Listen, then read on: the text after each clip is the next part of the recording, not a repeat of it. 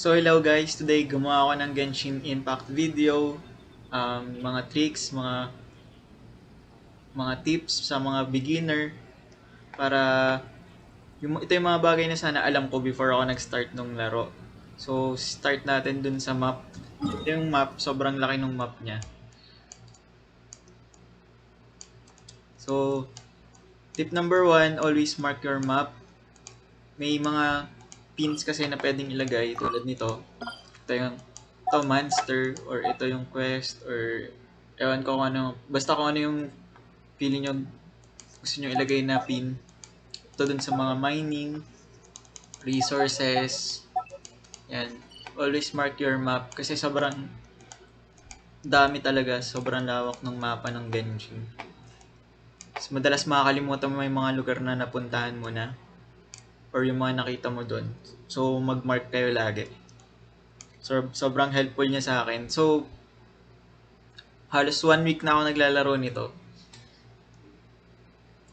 And currently, ano na ba ako?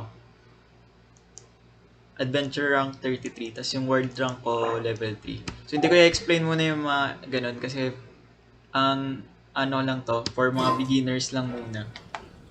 So next natin is invest sa mga weapons at saka artifacts na level 3 pataas. 4 star pataas. Example is ito.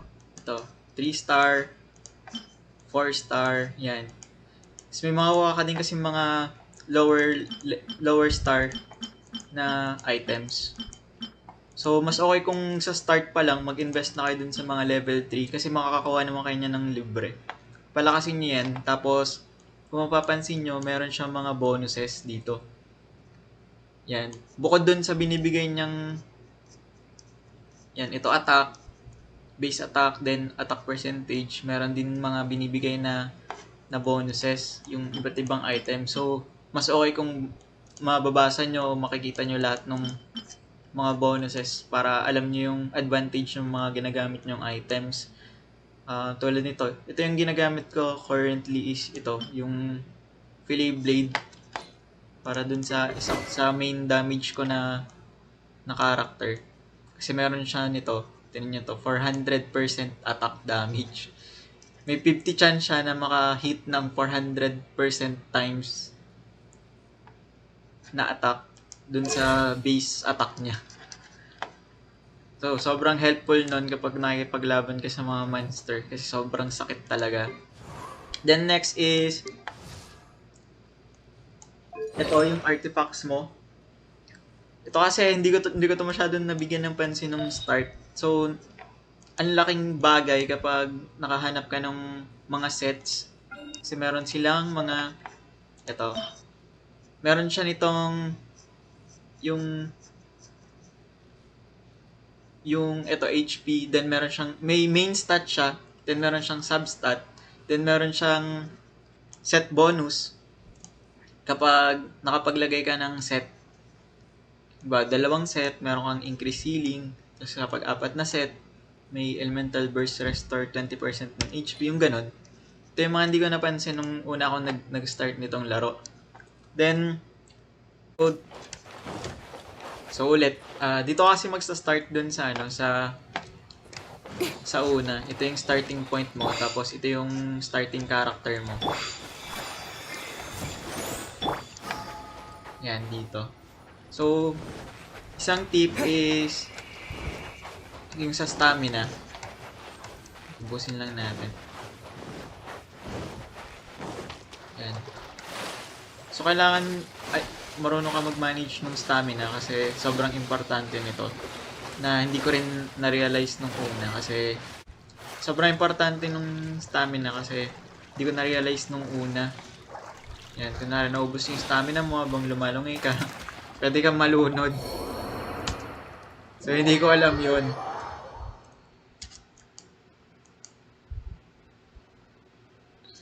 Ano pa ba meron sa stamina namin na So, next is yung pag umaakit ka. Pwede kang mahulog kapag naubos yung stamina mo. Then, pwede kang mamatay din. Yan. Mga ilang beses na itong nangyari sa akin. Sobrang frustrating na malapit ka na dun sa dulo, tapos bigla ka maubusan ng stamina. Boom! Bawas yung buhay mo. Kita niyo ba na bawasan yung buhay? So, pwede ka kasi mamatay dun kapag sobrang taas ng gagalingan mo. Then, next is yung mga... Ito na tayo sa mga talents. So, check nyo rin yung mga talents kasi ito yung mga hindi ko napansin nung una, yung mga talents nila. May mga special talents pala na hindi ko napapansin na naglalaro ako ng start. And ito yung mga nila, yung skill.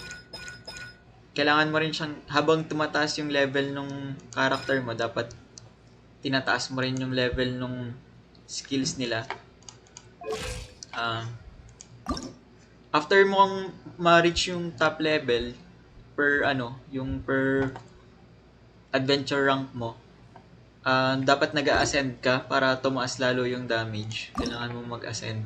Ito yung mga hindi ko din napansin ng start kasi akala ko din na yung pagpapalevel ng character is naka-base lang dun sa pag-kill mo ng monster kasi yun yung mga typical. Pero pwede ka palang ito yung pinaka-fastest way para mag-level up ng character is yung may nagda-drop na ganito, yung XP material. Yan, kunwari yan. Hindi ko siya kailangan gamitin. Itong sino nga ba ito? Si Lisa. Hindi ko na siya kailangang laruin. Dapat lang. Pwede ko siyang gamitan ng XP material para pataasin yung XP niya. So level 7, level 8 na siya. Yun. So another tip is mag-focus kayo dun sa main damage dealer nyo, tapos dun kayo bumuo ng team.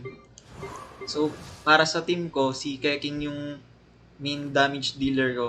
Tapos eto, mga support na lahat yan. Minsan ginagamit ko din si Fischl na main damage dealer or si Xiangling, pero so far pinakamataas ko talaga si Keking. So siya yung main damage dealer ko. Then next natin is yung mga elemental reactions. Ang maganda kasi dito sa larong to, yung mga elemental reaction. Tapos yung hindi ko kasi alam, akala ko kapag fire element at saka water element, parang maka-cancel out niya. Pero hindi pala. Mas tataas pala yung damage output pag ganun. Hindi ko kasi binasa. Naglaro lang talaga ako ng diretso. Saan ba yun? Wait lang, hanapin ko lang. Elemental reactions. O sa team. Sa team yata yun.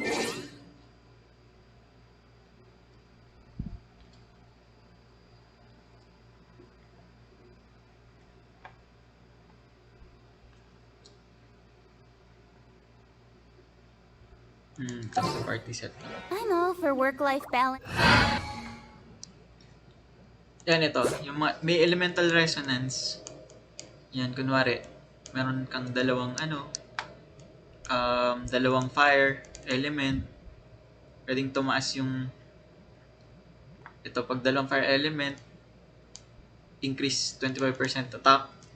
Tapos para dun sa mga swerte na nakakuha nung dalawang wind character, ito, sobrang ganda kasi may decrease stamina consumption, increase speed, tsaka skill cooldown.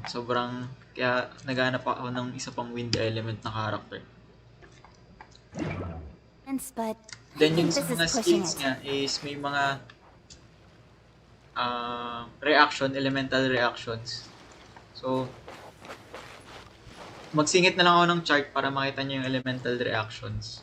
Somewhere dyan sa screen. Then, sampulan ko lang din kayo ng mga elemental reactions na tinuturo.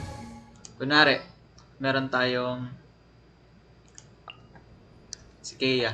Ito, ice. Ready when you are.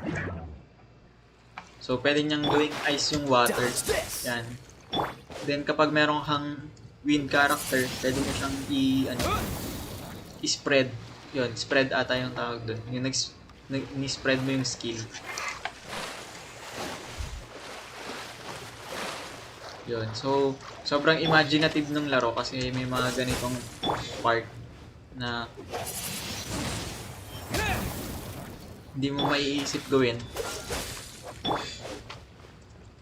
Yan, tinan nyo. Hindi ko na kailangan maglumangoy para makarating sa isang part. Yan.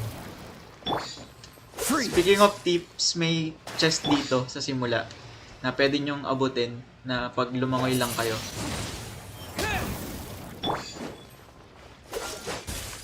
Yan. Sobrang helpful ng mga skill. Tapos may mga elemental reaction. Sige, try tayo para makita nyo yung elemental reaction na tinutukoy. Sino ba magandang pag-practicean? Ito. Cryo Whopper na flower.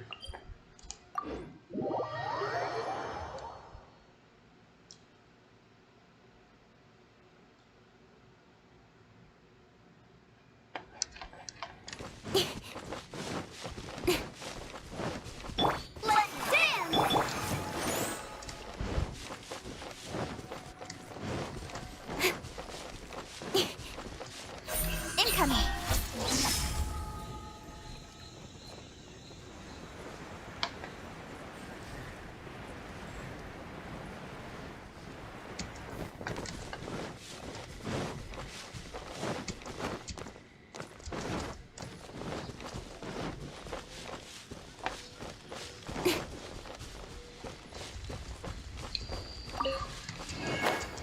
Another tip pala is pulot lang kayo ng pulot. Kung anong makita nyo dun sa map, kunin nyo lang ng kunin. Malaki naman yung bug eh. So for elemental reaction, yan, kunwari. Grabe sa friend loss ng damage. Wait lang. Yan. So yan, frozen yung kalaban. So, pwede natin gamitan ng spread yung ice. So magagamit mo yung mga ganyan din sa battle para mapatay yung monster. Mas mapabilis yung pagpatay sa monster kapag gumagamit ka ng mga combination attacks. So meron ka normal skill, yung E, yung normal skill mo. Then yung parang ultimate skill mo is yung Q. Ito, si KK may available na. Yan.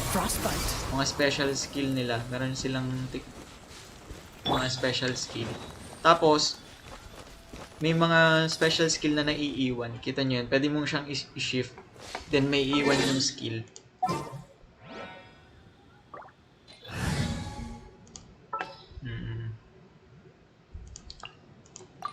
I will protect you. So, kunwari yung shield ni Noel, I must leave no pwede ko stone siyang unturned. gamitin dun sa dun sa main character, dun sa main damage dealer ko. Yan. So, kita nyo may shield siya. Hindi niya skill yun. Speed of light. Then, sino pa ba?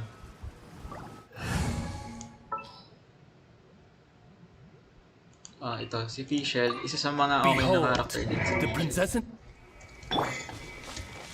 Yan, kunwari, pwede siya mag-iwan ng ibon. Pag sinwitch ko, nandyan pa rin yung ibon. Tapos nagdi-deal siya ng damage.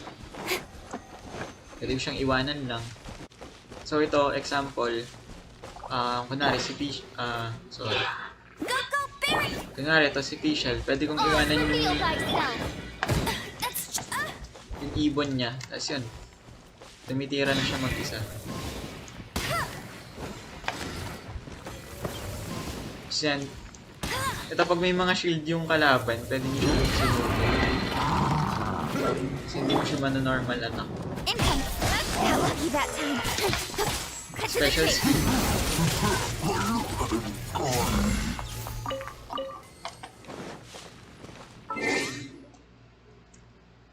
Then, next tip is yung sa Stardust Exchange na ginagamit natin sa pag-wish para makakuha ka ng iba't nagro-roll ka kasi ng iba't ibang character para makuha mo yung ibang character. Wala na kasi akong spin so hindi ko mapapakita sa inyo. Siguro gawa ko ng separate video para mapakita sa inyo yung spin.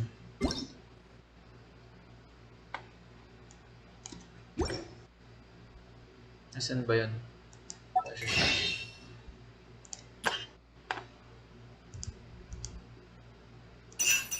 Yan.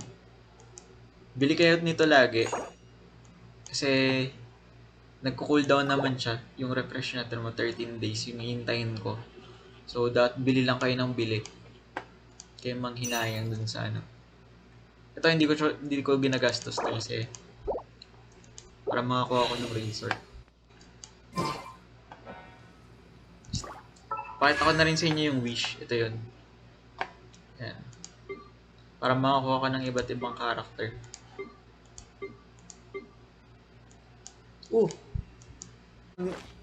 Kapag sobrang lakas nung nakita nyong kalaban,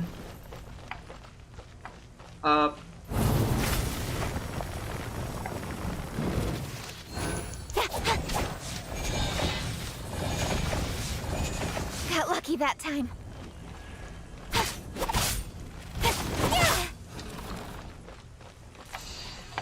ito, kunwari sobrang lakas nung kalaban, tapos feeling nyo sobrang lugi kayo, tapos mamamatay na kayo, pwede kayong mag-teleport. Yan, so ganyan. Pwede kang mag-teleport dun sa map. So, pwede kang mag-teleport sa Statue of the Seven, kung saan pwede kang mag-heal para mapuno uli yung buhay ng team mo. Akala ko kasi dati hindi pwede kasi 'di ba, dun sa ibang laro pag naka-engage ka na, hindi na pwedeng mag-teleport. Dito pwede.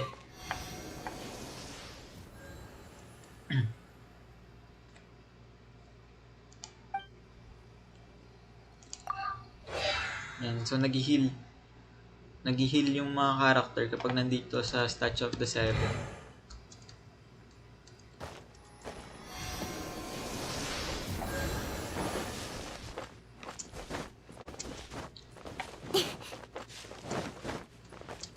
So, last tip is, enjoy nyo lang yung laro kasi laro yan. So, enjoy nyo lang. Dami pwedeng gawin dito kasi open world. Kung anong ma-imagine mo yung gusto mong laruin. Sorry.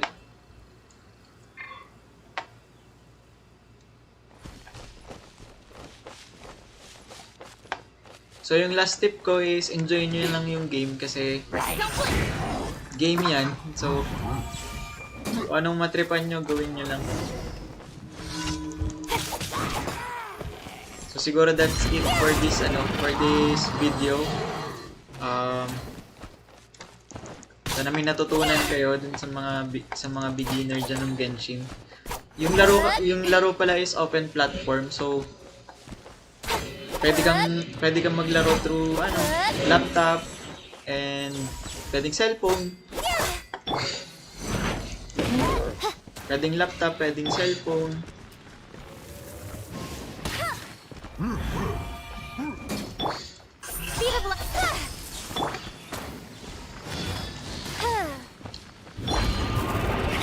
And meron din yan, pwede kang maglaro, open platform yung laro, so pwede kang maglaro through cellphone or laptop.